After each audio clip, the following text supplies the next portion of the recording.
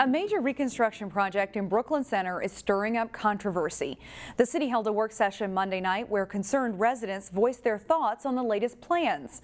Reporter Pafua Yang explains what happened.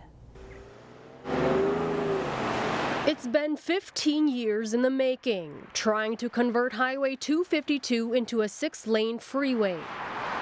Currently, intersections on the highway between 694 and 610 are considered some of the worst in the state. Mr. Mayor, I'm concerned in terms of... And the latest plan includes building interchanges on 85th, Brookdale, and 66. We have a common interest, you know, we all want it to be safer. 252 Safety Task Force members say the proposed interchange on 66 isn't safe due to the distance between interchanges. All the documentation says anything less than a mile, and each time it gets lower, the fatalities get higher.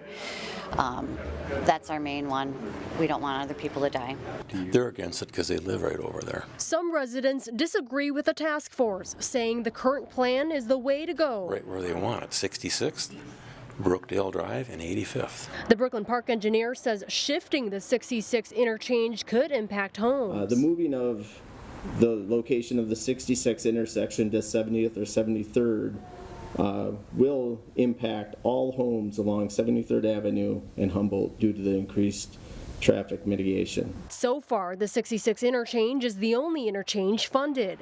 However, the governor's bonding plan includes $50 million for the project. Residents worry that if the city doesn't come up with a consensus, they may lose an opportunity. My greatest fear is that MnDOT's one of these days is gonna say, hey, if you can't make up your minds, we'll spend the money elsewhere, and 252 will never change. In Brooklyn Center, Pafua Yang, CCX News. A project that's being hailed as the crown jewel of Maple Grove takes another step toward completion. As we've covered, the Minnesota Health Village project in Maple Grove plans to bring a multi-use community to the area near the hospital. This animation, provided by developer Ryan Company, shows us what it might look like. The plan calls for apartments, offices, medical clinics, and retail space, with the hospital serving as a site's anchor. Tuesday, the City Council approved the conceptual plan, and that means they'll start planning for access roads to the property. Construction on those could begin as early as this summer.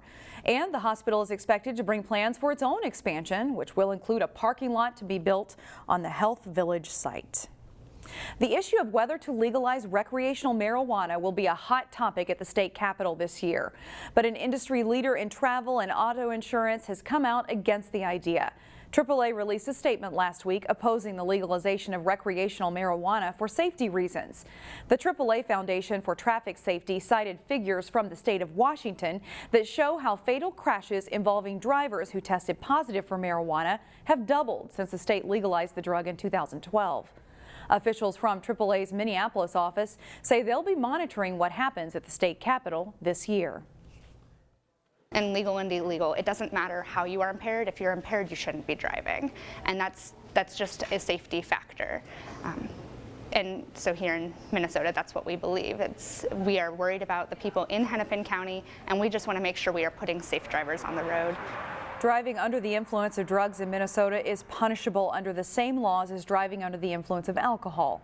In 2019, Brooklyn Center Police issued 19 citations for drug-related DWIs compared to 5 in 2018.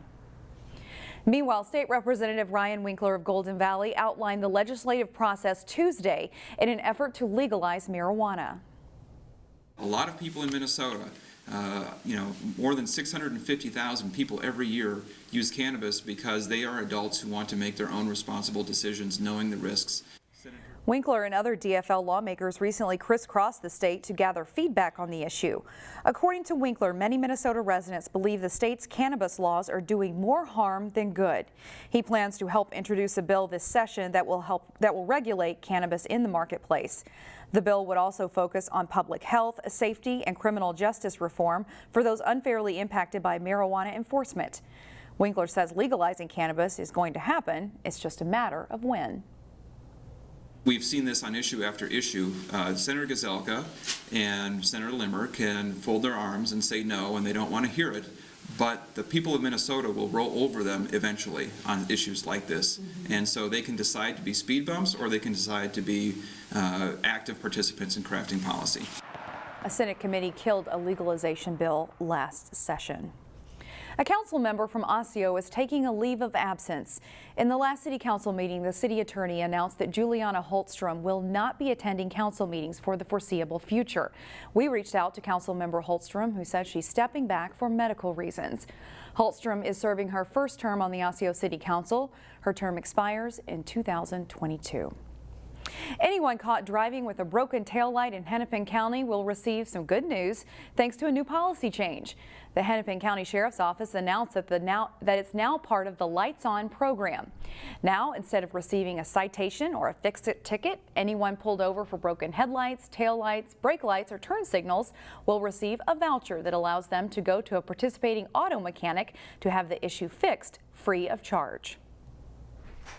Most people, the general public, think every time they get stopped, something bad is going to happen, whether it's a citation or an arrest or something of that nature. So this is a good way to kind of build that bridge between the police and the public, make a positive contact, and go forward from there. Donations and grants help make the Lights On program possible. For a list of participating auto repair shops, we have a link on our website, ccxmedia.org.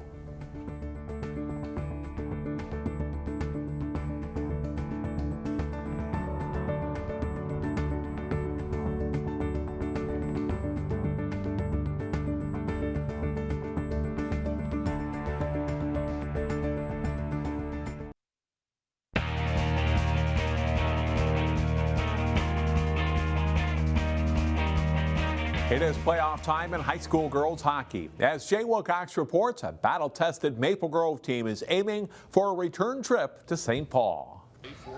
After recording an 18-6-1 record, the Maple Grove girls are happy with their regular season performance, especially the emergence of first-year starter Brooke Casebo in net.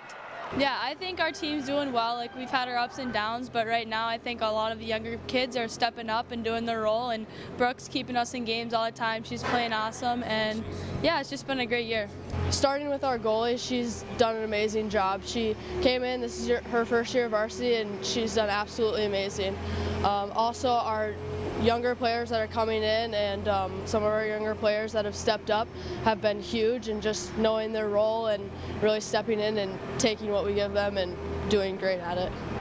To say Maple Grove's played a rugged schedule is an understatement. They've played a who's who in Minnesota girls hockey, including Edina twice, Andover, Blake, Breck, and more. That has them playoff ready. To be the best, we have to play the best so that we can be exposed and see where our weaknesses are and where we match up, and that gives us a great indication of where we're at and how we can help the kids to be successful in the postseason. Playing against all those talented teams like the Andover Edinas, Brecks, and Blakes, like, we wouldn't be where we are right now if we didn't play teams like that. It's great being able to play other great teams because it really pushes you to be better.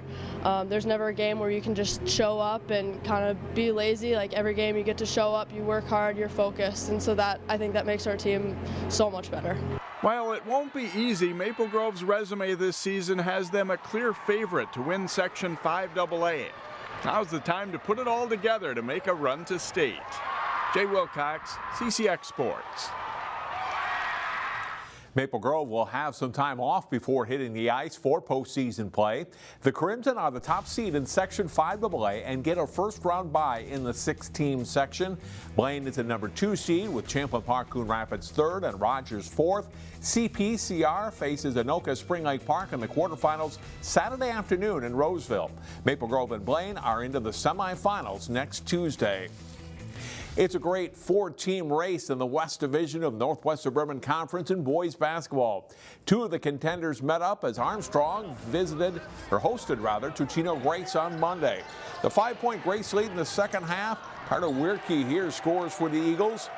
Jake Breitbach knocks the rebound out to Adam Bewin, to Sean Larkins, to Dylan Inniger, and he strokes a 3-pointer for the Falcons. Devin Berger drives, makes a nice move, and hits the baby hook shot here for Grace. And then Berger will drive and score again as the Eagles go on a late run. Berger with 18 points in the game. Tayshawn Champlin runs the break for TG as zips a nice pass to CJ O'Hara for the bucket. Totino Grace beats Armstrong 53-49. The Eagles in Spring Lake Park are 6-2 in the West. Park Center is 6-1. The same schools meeting in girls play with Armstrong visiting Totino Grace. Grace's Leah Dengerud has the hot hand in the first hand. This is one of her 3 threes for her. The Eagles go up 8-2. Ephemia Bailey is back from an injury for Armstrong, and she gets the put-back hoop on her way to a 17-point game. Talented freshman Savannah McGowan sees an opening in the Eagles zone and attacks, scoring plus a foul. Armstrong keeps it close. Eagles all-time scoring leader Carla Meyer beats the halftime buzzer with a left-handed scoop layup, allowing the Eagles to take a 28-23 lead into halftime. Second half, Alexa Parsons lights it up for Armstrong, hitting 4 from beyond the arc in the half. But the Eagles start to pull away. A nice drive for the hoop and foul for Anna Kaspers, and Grace leads by 7. And they blow it open later in the half. Meyer pops a long 3 as Totino Grace gets a season sweep, beating Armstrong 74-53. Well, and Antoine Easley is he'll take a time.